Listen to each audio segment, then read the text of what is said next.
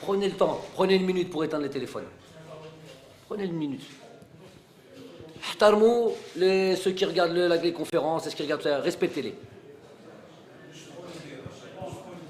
Hein? Coach, bonsoir. C'est par là. Abdul Karim Kaba de la télévision nationale du Mali. Alors, félicitations, lors de la dernière conférence, vous avez dit que le Mali a du potentiel. Alors, cet après-midi, est-ce que ce choix a été justifié sur le terrain? Le choix du Mali pour la rencontre amicale? Non, ils ont seulement confirmé ce qu'on pensait d'eux, à savoir une équipe à fort potentiel. Fort potentiel, c'est sans surprise. C'est une équipe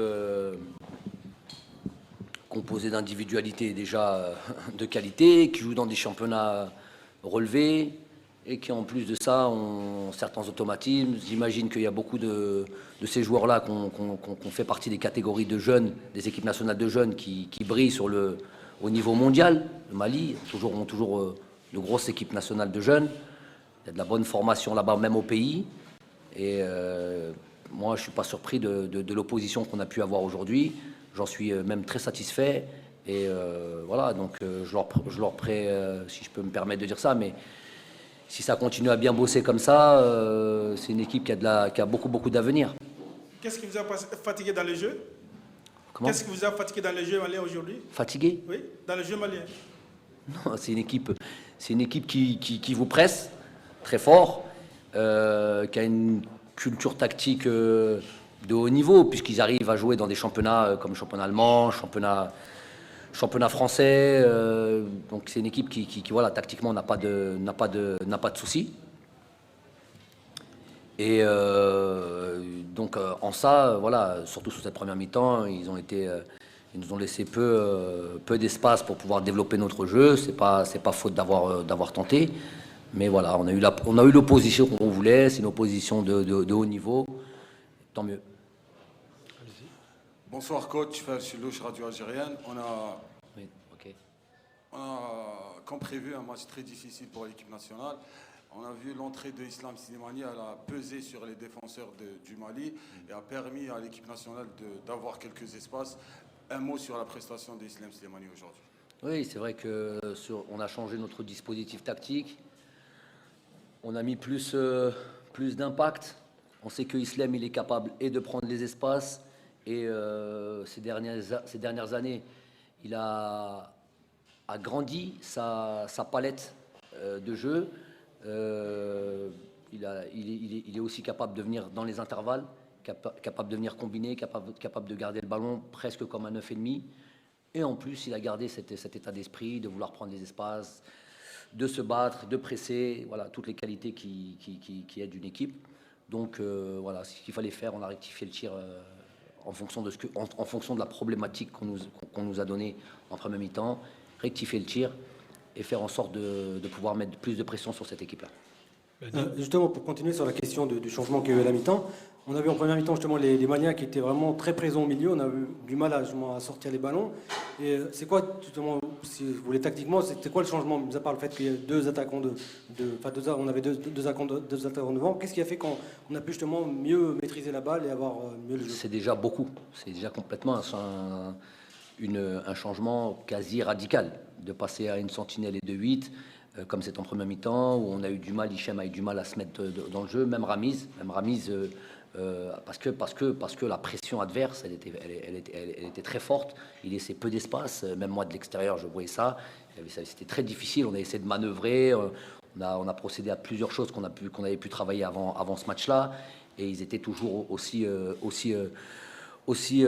agressifs dans le bon sens du terme, et une pression énorme dans l'axe du jeu. Donc difficile pour nos joueurs, nos animateurs que sont dans un premier temps dans la phase de développement, que sont Hichem et Ramiz, de se retourner. Donc il a fallu plus passer un milieu classique à deux avec Adlen et Ramiz, et même installer Ramiz qui est peut-être plus dans son élément dans ce dispositif-là, et mettre un peu plus d'impact sur eux, tant dans la sortie de balle, on a Islam qui a plus d'expérience et capable de mieux garder le ballon, que dans le jeu un peu plus direct, où là on peut prendre les espaces, on peut avoir un joueur qui prend les espaces et de suite être soutenu et avoir le ballon dans leur camp. Jalal. Bonsoir coach, Jalal Aïch, El Jazairi Awan.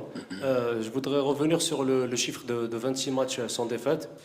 C'est un chiffre énorme pour notre équipe nationale, surtout ce qu'elle a vécu les dernières années avant votre arrivée. Que signifie ce chiffre pour M. Belmadi? Ma deuxième question, je veux revenir sur la prestation de Ramiz. Un gros match au milieu de terrain. Sa première prestation contre une équipe du Botswana, certains disaient que ce n'est pas un adversaire où on peut juger ce joueur. Aujourd'hui, il a démontré tout son talent. Ouais, on va commencer par celle-là. Oui, c'est vrai que Ramiz sur une opposition comme celle du Mali, je vous ai dit, avec beaucoup de pression au milieu de terrain, dans l'axe, où on vous laisse peu de temps pour réfléchir et jouer juste.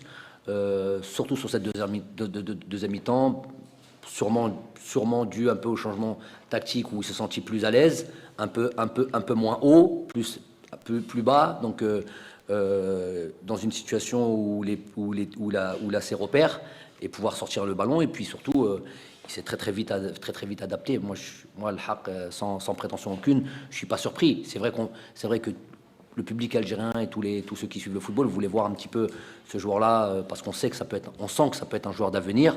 Donc il s'est hissé au niveau, et il nous a montré que voilà, il est capable contre ce genre d'opposition, d'élever son niveau et de montrer que voilà, on doit compter sur lui dans l'avenir et dans l'avenir de cette équipe.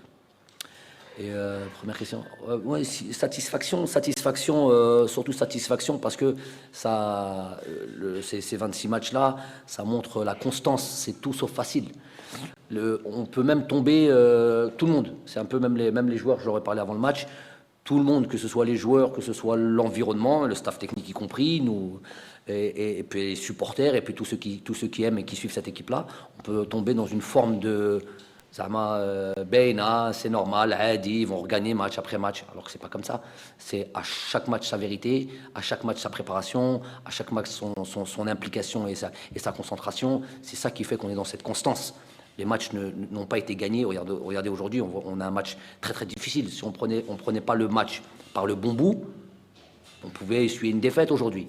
Ou un match nul, je dirais. C'était vraiment, chez chaque match, il faut resserrer les choses, repréparer les matchs, progresser dans les différents secteurs. Voilà, c'est tout. Chaque match a sa vérité. Donc c'est ça que j'apprécie, c'est le fait d'être constant. Et cette constance-là fait que voilà, Inch'Allah, un bel avenir encore devant nous, tant qu'on garde cet état d'esprit, tant que les joueurs sont envie de bosser, de progresser, de continuer à travailler et gagner. Vous, le monsieur à gauche, la dame et puis Mammar, s'il vous plaît. Bonsoir coach, félicitations pour cette victoire. Merci. Justement, on a vu l'évolution tactique, c'est peut-être le principal enseignement de ce match, ce retour à un milieu à deux pour essayer de stabiliser le bloc et de rassurer un peu ça. Est-ce que vous avez senti cette nervosité de vos joueurs en première mi-temps, sur leur comportement face à une forte agressivité malienne, une certaine maîtrise technique? Ma seconde question, Attendez, avant... moi, je sais pas pour vous, moi ça me perturbe. Alors il faut attendre qu'il éteigne son téléphone malgré qu'on a dit des choses. J'arrive pas à... Fauda, j'arrive pas moi. C'est bon, Akhi. C'est bon. Et ma seconde question, justement, avant le match, vous expliquez... La première question, je ne l'ai pas entendue complètement. Ah, pas de souci, j'arrête. Répétez la question. Et j'expliquais que justement, ce match-là, vous avez bien expliqué que le principal enseignement, c'est cette évolution tactique, avec ce retour à un milieu à deux qui a permis de stabiliser votre équipe, de la faire redescendre plus bas et d'éviter que les lignes s'écartent, comme on l'a vu en première mi-temps, avec un Mali très agressif et très bon dans la maîtrise technique, dans l'exécution des passes et de ses relances. Déjà, est-ce que vous avez senti cette nervosité de la part de vos joueurs en première mi-temps? Est-ce que c'est ça qui vous a poussé à évoluer tactiquement? Ma seconde question, c'est qu'avant le match, avant la première conférence de presse, vous avez insisté sur la qualité du Mali et peut-être leur caractère meilleur que le Burkina Faso sur certains aspects. Est-ce que ce match-là va vous servir d'enseignement par rapport à la prochaine confrontation qui arrive face au Burkina Faso? Merci. Tout à fait. C'est exactement ça qu'on est venu rechercher sur ce match contre le Mali. Ces difficultés qu'ils allaient pouvoir nous poser. On a dit que ça ressemblait au Burkina. Je ne veux pas du tout faire offense au Burkina.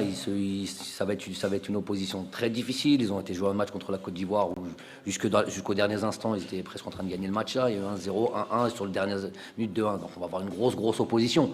Mon avis comme ça, mon avis me dit que voilà, peut-être le Mali a une meilleure qualité de possession de balle, parce que les automatismes, parce que ça fait longtemps qu'ils jouent ensemble, parce que peut-être un peu plus de joueurs qui sont un peu éparpillés parmi les grands championnats européens. Mais c'est exactement ce qu'on était revenu chercher. Donc moi, je suis heureux de ça. Ensuite, pour ce qui est de l'évolution tactique, oui, il faut être capable de réagir. De réagir, c'est mon travail ou notre travail au staff technique. Il faut être capable de réagir et selon la problématique qu'on nous pose. Alors des fois, ça peut se faire sur une première mi-temps, au bout d'un certain temps, ou ça se fait à la mi-temps. Donc j'ai pas eu à voir. C'est pas une question de nervosité, pas une question de ça. C'est juste que voilà, il y a selon la problématique qu'on nous a posée, à savoir ce pressing incessant dans l'axe, on a nos animateurs qui étaient censés faire évoluer et passer dans la deuxième ou troisième phase du terrain étant en difficulté, donc il fallait changer les choses. Ça, c'est important. C'est important d'avoir une flexibilité, j'aime bien ce mot-là, une flexibilité dans nos dispositions, dans les prédispositions tactiques. Voilà. Pouvoir évoluer selon la problématique qu'on nous donne. Salam alaikum, coach. Premièrement, on voulait vous dire qu'on est fiers de vous. La façon dont vous faites votre travail, et avec les joueurs, et avec la presse, et nous sommes parmi. Ma question, c'est, cette fois, vous avez fait presque essayer tous les joueurs, mais après, on a gagné les 2 matchs. Mais on a senti au premier mi-temps qu'on a perdu le milieu de terrain, mais eux ils ont pris le milieu de terrain, mais nous on a pris la victoire. Est-ce que on aura ce problème contre la Tunisie? La Tunisie elle joue à peu près comme nous, c'est les jeux ouverts à l'européenne, c'est ça. Salam alaikum. Non, je ne dirais pas qu'ils ont gagné une première mi-temps ou truc. C'est pas aussi simple que ça. Je vous ai dit, ils ont mis cet impact. Sûrement que ça a été recherché, travaillé. On sait que nos milieux de terrain, généralement, c'est ceux qui jouaient là dans l'entrejeu, c'est Sofiane, c'est Ismaël. On peut se rendre compte à quel point ils sont importants. Des fois qu'on l'oublierait. Donc ils ont mis une certaine pression, ils savent le faire, ils sont bien en place tactiquement, ils connaissent c'est des joueurs de haut niveau, ça joue l'Europa League pour certains, peut-être la Champions League pour d'autres. Donc c'est des joueurs de haut niveau, ils savent venir vous chercher. Et donc voilà, il y avait un rectificatif à faire, on l'a fait. Ensuite, voilà quoi. Si on regarde bien sur l'ensemble du match, ils ont une occasion de la tête sur un centre. Voilà, donc, mis à part ça, il n'y a pas d'occasion. Il n'y a que celle-là. Nous, on a 3-4 situations. Si on joue un peu mieux, ça aurait pu faire mouche, marquer plus de buts. Donc, sur l'ensemble, je vais dire, moi, notre victoire, voilà, elle n'est pas volée. C'est des matchs qui sont serrés. Ça ne sera pas tous les jours la foire, les gars. Ce ne sera pas toujours 4-0, 5-0. Ce ne sera pas toujours comme ça.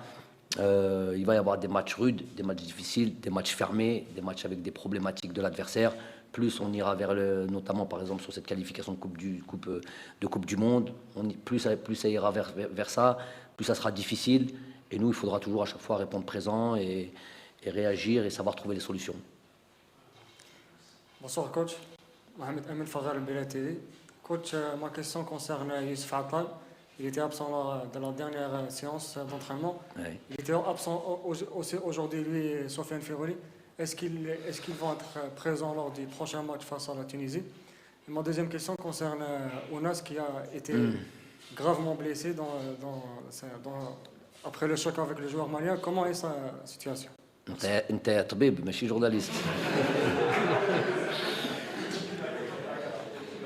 Non, c'est des bonnes questions. Youssef, vous l'avez vu, un petit souci en début de match. Il s'avère que c'était un petit peu plus, je ne vais pas dire grave, c'est pas le mot, mais un peu plus prononcé que ça. Il fallait un petit temps de repos, surtout le lendemain du match. Il a eu un petit peu mal. Et aujourd'hui, il était très bien. Aujourd'hui, il était très bien. Il a fait une séance. Il a travaillé avec le staff. Il devrait, Inch'Allah, pouvoir être là contre la Tunisie. On en sera plus quand il rejoindra les entraînements collectifs, mais ça devrait être bon. Pour Sofiane, Sofiane, c'était juste un choix. Il a joué un match. Il n'était pas prévu pour qu'il joue ce match-là. Il sera opérationnel pour la Tunisie. Et pour Edem, ouais, malheureusement, Meskin, on a plus de peur que de mal, j'ai envie de dire, parce que je l'ai vu à la fin du match, il marchait avec une minerve, certes, mais voilà, plus de peur que de mal. Inch'Allah, j'espère qu'il pourra être déjà que ça aille mieux. Avant tout, à la santé, on a tous eu un peu peur. Il est très bien en ce moment, il est vraiment très bien. On le voit à l'entraînement quand il est comme ça, concentré, vraiment envie de faire les choses, envie de bien faire les choses. Il a des jambes, franchement, il a rarement été comme on le voit en ce moment. Et voilà, j'espère vraiment de tout cœur déjà qu'il se rétablisse, que c'est pas grand-chose. Bon, je l'ai vu marcher, je l'ai vu parler correctement avec la Minerve. Il me semble que c'est pas, Inch'Allah, grand-chose. J'espère qu'il nous rejoindra très vite sur les jours à venir pour être prêt pour le match contre la Tunisie. Inch'Allah. Voilà. Madame. Bonsoir coach. Sarah Chaoui pour le journal Crésus. J'ai une question qui serait sur le point de vue de l'amélioration du côté offensif pour pouvoir faire face aux grosses cylindrées d'Afrique en prévision des qualifications pour le Mondial 2022. Qu'est-ce qui devrait améliorer d'après vous? Bon, on est une équipe qui marquons quand même pas mal de buts. Je sais pas, on pourrait faire des statistiques en Afrique. On est une équipe, je crois, sur la phase de qualification. Je sais pas si on n'est pas l'équipe qui a marqué le plus de buts dans tout le continent. Donc, c'est vrai qu'on a envie de marquer un peu plus. Je ne sais pas si c'est parce qu'on a gagné que 1-0 aujourd'hui que vous posez cette question. Mais il y a toujours à progresser. Sur le dernier geste, je vous dis, par exemple, aujourd'hui, on a 3-4 situations. Situations, on les joue mieux sur la dernière passe, sur l'avant-dernière passe, sur un contrôle, sur un mouvement, sur truc. Si on les joue mieux, ça peut faire 3-4-0. Voilà. Malgré que le match est difficile, malgré que le match est serré, à la fin, ça peut faire deux buts minimum en plus. Donc, les derniers gestes, plus de qualité technique, plus de concentration. Voilà. On peut encore mieux faire. Par exemple, le match contre la Mauritanie, pareil. S'il y a 3-4 autres situations, ça peut finir en score encore plus lourd que le... Comment on a gagné 4-1. Ça aurait pu finir encore sur un score plus lourd. Voilà, donc continue à progresser sur l'aspect technique, des dernières passes, des avant-dernières passes, la qualité de centre, des derniers mouvements. Voilà, ça c'est un truc sur lesquels on revient régulièrement et sur lesquels on insiste. Mais voilà, il y aura, je vous le dis, des fois, c'est pas parce qu'on gagne 1-0 qu'il y a de la qualité en face, il y a de l'opposition en face, il y a de la difficulté en face. Et voilà, il faut savoir l'accepter. Coach. Ok. Coach, on a vu l'équipe nationale contre la Mauritanie. Ça a été un match, une opposition. Aujourd'hui, ça a été encore beaucoup plus dur face au Mali, mais vous y attendiez, vous l'avez déclaré avant le match. Vous sortez satisfait de cette opposition parce qu'elle a été dure. Les joueurs ont dû trouver des solutions. Le combat physique était là, l'impact. Qu'est-ce que vous attendez alors du dernier adversaire, celui qui vient de terminer, la Tunisie? À quel type de confrontation vous attendez? Une équipe de Tunisie, je vais essayer d'être général parce qu'après les matchs, je peux parler profondément, tactiquement, tout ce que vous voulez, si vous avez envie. Mais avant les matchs, j'ai pas envie de... Voilà, je connais cette équipe de Tunisie. Je pense qu'ils savent qu'on la connaît. Donc, voilà, de manière générale, c'est une équipe qui a beaucoup d'expérience. C'est une équipe qui était là au dernier mondial, qui était qualifiée. C'est une équipe que, malgré une Coupe d'Afrique sur laquelle elle n'a pas démarré, je crois que c'est 3 matchs nuls sur la phase de... Ils sont passés avec 3 matchs nuls dans la phase de truc. Je crois que même que sur le 8e de finale, ces matchs nuls aussi, ça gagne au penalty. Je ne sais même pas si c'est même pas en quart de finale, s'il n'y a pas aussi un... Oui, mais quart de finale, je ne sais pas... Hein? Dans le temps, comment ils gagnent? Ok. Donc jusqu'au quart de finale, c'est des matchs nuls. Je pense pas que ça soit ça. Non. En tous les cas, ce que je veux dire par là, c'est que sur la compétition elle-même, quasiment tous leurs matchs, c'était des matchs nuls et ils sont passés ric-rac. Et ils ont quand même été demi-finalistes. Et si sur 2-3 situations, je ne vais pas m'attarder là-dessus, ils auraient pu aller en finale. Voilà. 3-0 contre en quart de finale. Mais jusqu'à là, c'était voilà, il gagnait voilà, les 3 matchs nuls et le 8e, je crois qu'il passe au pénalty. 8e quart. En tous les cas, une Coupe d'Afrique, on va dire poussive, et il se retrouve en demi-finale. C'est la Tunisie. C'est beaucoup d'expérience, beaucoup de joueurs habitués à l'Afrique qui savent gérer ce genre de match. Et donc, on s'attend à ça. J'en dirai pas plus. Une équipe qui a envie de nous battre, c'est la moindre des choses, de par le fait que, de par cette série d'invincibilité et de par le derby. J'ai envie même de dire de par le derby et par cette série d'invincibilité et de faire tomber le champion d'Afrique. Donc il y aura un peu tout ça. Il y aura de la motivation, plus que de la motivation. Tant mieux. C'est ce qu'on recherche. Désolé de ne pas avoir été plus profondément sur voilà, l'aspect technico-tactique de cette équipe-là, mais on la connaît, c'est sûr. Comment 8e contre Ghana, ils ont fait quoi? Ah oui, penalty. À savoir. Oui. L'Algérie s'est surfait. L'Algérie s'est surfait. Là, elle a été un peu.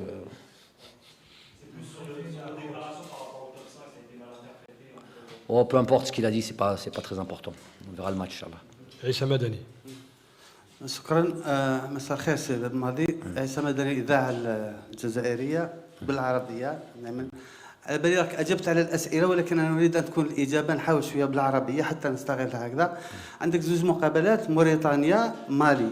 الاستنتاج اللي خرج به سيد بالماضي، المستوى يعني ارتفع من موريتانيا لمالي، تبقى تونس الآن. الاستنتاج بصفة عامة اللي خرجت به، خاصة أن اليوم التشكيلة اللي لعبت بها، التغيير اللي كان بالورشة تاعك ربما نقولوا في وسط الميدان، واللي ينتظرك مع تونس، كيفاش راح تتعامل معها؟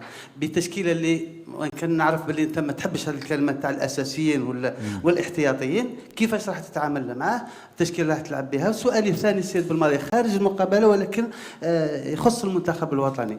الكاف اللي اعلن تاجيل قرعه نهائيه تاع الكاف اللي كانت مبرمجه في 26 نعم، التأجيل بطلب من لجنة التنظيم. هل هذا يطرح إشكال بالنسبة لكم أنتم كمدربين؟ النهائيات اللي راح تكون في شهر جونفي، المدربين مثل ما راك عملت الآن في اللقاءات الودية هذه، اخترت المنافسين اللي في نفس تشبه يعني الطريقة المنافسين تاعك في تصفية كأس العالم. شكرا. أول شيء la synthèse, hein, c'est ça? La synthèse des 2 matchs? Oui. Oui. Et la Tunisie après. Oui, la Tunisie, شنو نقول لك ديجا المباراتين هادو ديما نحوسوا ديجا اون كومونس بار لا نبداو بهذه النتيجه بور موا سي تري امبورطون سي سامبل دو دير سا مي با سي سامبل كو سا دي فوا في المباراه وديه انا ما نحبش هذا الاسم مع المنتخب كاين غير المباراه الرسميه بور موا مالغري هادو المباريات مباراه وديه اونتر غيمي انا نحوس ديما النتيجه. Pour moi, c'est important. Parce qu'il y a beaucoup de choses qui arrivent derrière, notamment la confiance de l'équipe. Bzef Swaleh, c'est pas la peine de les nommer, on a déjà parlé de ça. Je peux dire que نجم نقول لك عندنا مجموعة كاين فريقين اللي لعبوا هذو مباراتين و بينوا باللي عندهم المستوى تاع المنتخب الوطني. طوني تاني خيار المستقبل ومم صعبوني الامور شويه الحمد لله. Comme vous avez dit, c'est un problème de riche, pas de problème. Donc voilà, beaucoup de bzaf sur la hijabiyat, notamment sur le premier match des joueurs اللاعبين اللي ما لعبوش بزاف ولا اللي لعبوا اول مره كما احمد توبه كما بدران كأساسي في المباراة بينوا لي باللي عندهم المستوى عندهم إمكانيات باش يلعبوا في المستقبل سي تري امبورطون بور موا لو ريزولتا عرفوا كي ربحوا هذا الماتش المباراة وفوالا سور سو دوزيام ماتش مع فريق اللي عنده القوة وعنده qui nous a posé beaucoup de problèmes sur lesquels on a pu résoudre. Ça aussi, c'est des motifs de satisfaction. Ça montre que les joueurs ont cette capacité de s'adapter, et qui recherchent toujours aussi, on a pu voir cette deuxième mi-temps, que ce soit Islam, Bardad, qui a beaucoup travaillé. Toutes les fois, on a été les chercher, on a été les presser, inverser la chose, inverser la tendance. بين الشوط الأول والشوط الثاني. Donc, غيرنا الضغط هما اللي كانوا يضغطوا علينا.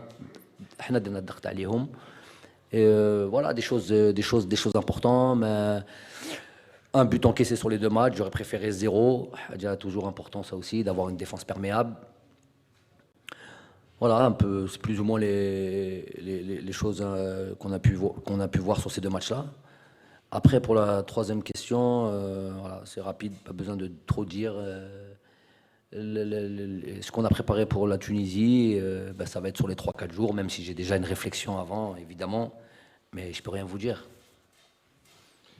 Bonsoir, coach.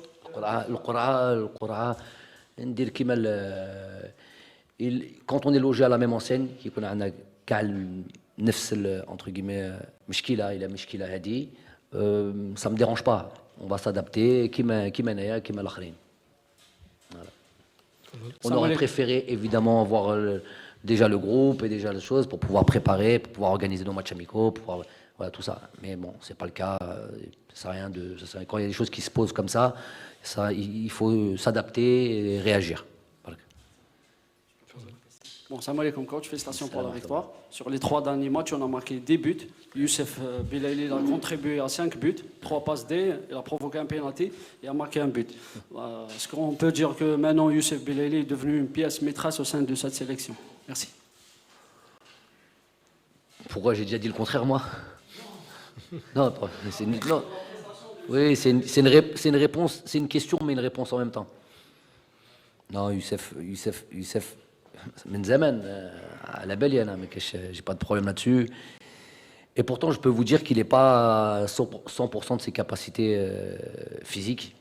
Il a arrêté le championnat très tôt, donc la compétition s'est arrêtée trop tôt malgré le travail. Heureusement d'ailleurs, on a démarré notre préparation assez tôt, on a fait en sorte que les joueurs puissent travailler et être prêts pour ces 3 matchs-là, mais je peux vous dire qu'il n'est pas à 100% de ses capacités physiques. Youssef, il n'y a aucune surprise là-dessus. Il est à chaque fois déterminant. À chaque fois, il sait que j'attends de mes joueurs offensifs, j'attends des statistiques, des buts, des passes décisives. Bien sûr qu'il faut travailler, bien sûr qu'il faut être dans un collectif, bien sûr qu'il faut défendre quand il faut défendre. Mais quand tu es un joueur offensif, on te juge sur les stats, les buts, les passes décisives. Il répond à ça, donc voilà. Coach, félicitations pour la victoire. Coach, on a vu un milieu de terrain malien coriace, solide, fort tactiquement et physiquement. Par contre, le nôtre était un peu perdu. Pas de cohésion entre le trio Zerrour et Gdioura Boudaoui. Coach, vous trouvez une difficulté pour choisir le milieu de terrain lors de l'absence des piliers comme Ben Nasser et Ferroli? Manque de cohésion, c'est pas un manque de cohésion. J'ai expliqué que c'était plus une affaire de... Voilà, ils étaient toujours la plupart du temps dos au but. On a eu du mal, nous, à sortir le ballon parce qu'il y avait un bon pressing des 2 attaquants, un bon pressing des milieux axiaux adverses. Donc on a eu du mal à trouver dans le bon sens, que ce soit Hichem ou que ce soit Ramiz, qui étaient censés, eux, faire progresser le jeu et amener le ballon vers l'avant. Donc ça, c'est plus une problématique qui a été posée, je le répète. Je ne peux pas vous dire autre chose. Mais voilà, j'ai l'impression d'avoir répondu à la question. Déjà, on a beaucoup parlé de ça. Le but, quand on n'arrive pas à s'en sortir comme ça, quand on est dans un entonnoir, qu'il y a beaucoup de pression, qui savent que l'équipe, elle sait, leur pressing était bien synchronisé, ils avaient la force physique et tout ça. Voilà, des joueurs, après, il faut savoir résister, il faut avoir de l'expérience. Voilà, peut-être qu'Hichem n'est pas encore hyper mature à ce niveau-là, par rapport à un Sofiane Feghouli qui a 10 ans de plus, 10 ans de haut niveau. Un joueur qui sait jouer sous pression, c'est ça le haut niveau, c'est savoir jouer sous pression, surtout dans l'axe du jeu, dans le cœur du jeu. Là, ça demande beaucoup d'expérience. On a vu qu'Hichem, il avait un peu de problème par rapport à la pression, des pertes de balles un peu inhabituelles, parce que justement cette pression-là, peut-être Ramiz aussi plus à l'aise quand il faut jouer un peu plus bas. Donc ceci explique cela. Ok, on a testé, ça ne veut pas dire qu'on testera plus jamais cette formule-là. Mais voilà, le tout, c'est de, au moins on a testé ça, on sait que voilà, selon certaines équipes, selon certaines manières de jouer, peut-être que c'est pas la meilleure formule, mais si on l'essaye pas, on ne saura jamais. Ismaël, Kamal, Sid Ahmed et on termine. Bonsoir coach. Oui. Bonsoir coach. Bonsoir. Yassine Zrini des Z-News. Coach, on a vu les dernières prestations d'Islam Slimani comme équipe nationale, y compris pour son club, l'Olympique Lyonnais. Il est devenu plus à l'aise en tant que remiseur que buteur. Oui. Pensez-vous que Islam Slimani, maintenant, il se sent plus à l'aise? On joue comme d'un avant-centre décalé ou en pointe? Pour la première question. Pour une deuxième question, si vous permettez. On lève toutes deux questions. Ah, si vous voulez bien. Si vous le permettez. C'est pour ça que les conférences de presse durent 2 fois plus de temps. Voilà. Et s'il vous plaît, ne répétez pas les mêmes questions. S'il vous plaît. C'est ça, par contre, ne répétez pas les mêmes questions. Parce que des fois, j'ai l'impression de me répéter parce que c'est les mêmes réponses en fonction des mêmes questions. Vas-y, allez-y. D'accord. On voit dernièrement que nos joueurs réagissent et contestent avec les arbitres. Est-ce que ça pose problème pour vous? Non, aujourd'hui, il n'y a pas eu de ça. Il y a eu, je trouve, justement, beaucoup de bruit des Maliens, des demandes des pénaltys à 3 mètres de la surface, pression à chaque fois qu'il y avait une décision. Non, c'était trop. Là, en l'occurrence, c'était. Ah, donc vous parlez du passé? Ouais, on peut. Bon, on est censé parler du Mali, mais bon. Comment? Juste la dernière fois. Non, mais pas trop que ça. Contre la Zambie, on nous a volé sur 2 fois, donc ça laisse des traces. Donc il y a des choses. Bon, l'idéal, c'est malgré tout garder son calme, mais garder son calme et ne rien dire, c'est des fois la meilleure chose, mais pas tout le temps. Parce que je ne dis pas qu'il faut venir et réagir, crier, sortir du match, se déconcentrer, prendre des cartons bêtes, ça ne m'intéresse pas. Mais des fois, un arbitre, quand il commence à nous faire ce qu'il nous a fait en Zambie, tu ne peux pas rester comme ça. Saket au Medgoulouelo. Tu viens, tu dis, tu es obligé de lui montrer, toujours dans la meilleure des manières. Ensuite, je vous dis, aujourd'hui, j'ai pas de souci. Par contre, voilà, vous pouvez voir par exemple des joueurs, en l'occurrence aujourd'hui le Mali, mettre beaucoup de pression sur les arbitres. Ça influence. Ça influence. À un moment donné, ouais, ils te donnent des choses parce que toutes les 2 secondes, tu viens parler, alors qu'il n'y a pas lieu. Il n'y a pas lieu de le faire. Il n'y avait rien de litigieux. Voilà. Bref. C'était quoi la première question? Ouais, Islam est devenu très intéressant il faudrait qu'il fasse, surtout quand il joue à 2 attaquants, comme il était un petit peu à Monaco, c'est là où c'est vraiment révélé là-dessus. On a bien vu c'est quand il joue avec Ben Yedder, par exemple. Il est très intéressant quand il descend un petit peu. Il a cette qualité de remise. On l'a vu sur la passe pour Sofiane sur le match contre la Mauritanie. Il fait ça régulièrement. Et il est bon là-dedans, sans parler qu'il est imposant. Ça veut dire que quand il décroche, c'est pas facile. Il a cette qualité maintenant technique de pouvoir mettre des ballons là où il faut, la garder, temporiser, la mettre dans des trous, dans des intervalles. C'est intéressant, surtout quand on joue à 2 attaquants. Maintenant, quand on joue qu'avec un attaquant, ça peut devenir problématique s'il descend trop. Il y a plus de profondeur, il y a plus d'appui, il y a plus de pivot. Donc c'est surtout bon quand c'est comme ça, là. Comme on a joué comme aujourd'hui. D'un coup, ils avaient une problématique parce qu'avant, ils avaient que Bardad. Et d'un coup, on leur met un joueur qui arrive comme ça, comme Islem, qui est imposant. C'est pas la même chose. Donc, c'est intéressant pour nous. Ismaël. Bonsoir, coach. Oui. OK. Ismaël de compétition. Coach, on sait que ce stage, il y a un enjeu sportif. Il y a aussi l'enjeu mathématique. Je parle bien évidemment du classement FIFA. On a vu hier le Nigeria qui a perdu contre le Cameroun. Le Nigeria est le 3e de la zone Afrique.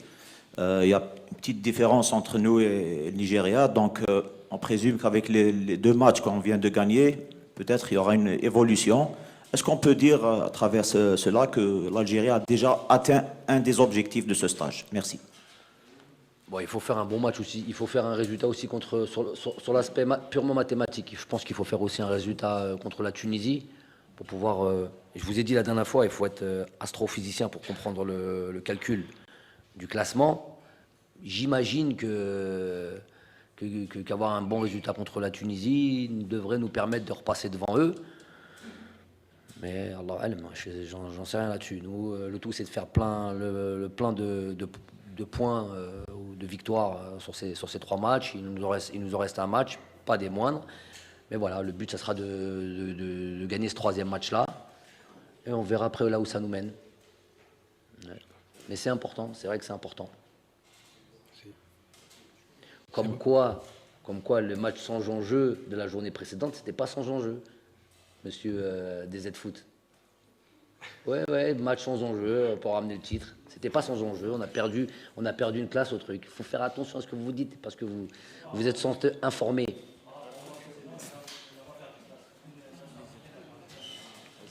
Non mais, comment le fait que le Nigeria nous ait passé devant, c'est... Non, on était 3e. On était 3e. Juste après la dernière date FIFA, avec ce match nul en Zambie, on passe 4e et le Nigeria passe 3e parce qu'eux, ils gagnent leurs 2 matchs. Exact. Voilà. Donc, nos amis, là, nous disent avant, match sans enjeu. Donc, je sais pas, faites ce que vous avez à faire, c'est des matchs amicaux, c'est des matchs trucs. Non, c'est pas sans enjeu, c'est perdre une classe. Demain, tu sors du top 5. Vous la connaissez cette histoire. Demain, tu sors de 5, tu finis premier de ton groupe. Tu vas faire ton match à l'extérieur, ton match retour là-bas. Dans un pays, le Ghana, l'Afrique du Sud, la Côte d'Ivoire, tout comme ça. Ton match retour. Donc, c'est pas sans enjeu. Comment? Qui t'a dit sans public? Non, tu trompes. Oui. Dites-lui qu'il se trompe. Oui. Oui, du public. Hein? Au Ghana, mais... ils ont joué championnat avec public. Mais même pas de match de qualification avec du public. Au Ghana. C'est en fonction des lois des pays. Donc nous, on ne peut pas se baser sur un espoir. Nous, il faut qu'on se mette dans les top 5 pour avoir notre match à l'extérieur à domicile. Et peut-être même avec public en plus. Oui, on travaille dessus. Non, les publics... Donc pour ça, il faut venir dans le top 5. C'est pour répondre à notre ami, c'est pas des matchs sans enjeu. Il faut faire attention à ce qu'on dit, il faut être précis. Comment? Si. Match sans enjeu? C'est sur ces... Ah bon, vous voulez perdre un peu de temps. Ça dit... Déjà, vous n'êtes pas juste, vous n'êtes pas sûr. Il n'y a pas de supporters. Oui, il y a des supporters. Donc, maintenant, on va arriver là-dessus. Avant la dernière date FIFA, sur les 2 matchs, Zambie et, à domicile, Botswana. Avant ça, il y a eu un gros titre, des matchs sans enjeu, donc en gros, faites jouer des U15, en gros, plus ou moins, hein, j'en abuse. Je vous dis non, c'est des matchs sans enjeu, puisqu'on a fait ce match nul en Zambie avec ces deux pénaltys inventés, le Nigeria gagne leurs 2 matchs, juste après ça, il y a un autre calcul, il nous passe devant. Voilà, c'est pas besoin de trop parler, il faut savoir dire, oui, c'est une erreur, c'est un titre comme celui-là, voilà, c'est pas des matchs sans enjeu. Voilà. Allez, on termine avec Rahmoni. Coach, hier, vos 2 prochains adversaires lors des éliminatoires de la Coupe du Monde, à savoir le Niger qui s'est incliné en Gambie face à la Gambie et le Burkina Faso qui s'est incliné en Côte d'Ivoire. Est-ce que vous avez supervisé au moins une des 2 équipes? Non, on a ces matchs-là. On a tous les matchs. On a déjà vu plusieurs matchs du Burkina. Le match du Burkina contre la Côte d'Ivoire, on l'a. Le match du Niger face à la Gambie, on l'a. J'attends de finir le stage parce que je dois préparer aussi la Tunisie. Je ne peux pas regarder tous les matchs. Je peux pas. On aura largement le temps de préparer. Chaque chose en son temps.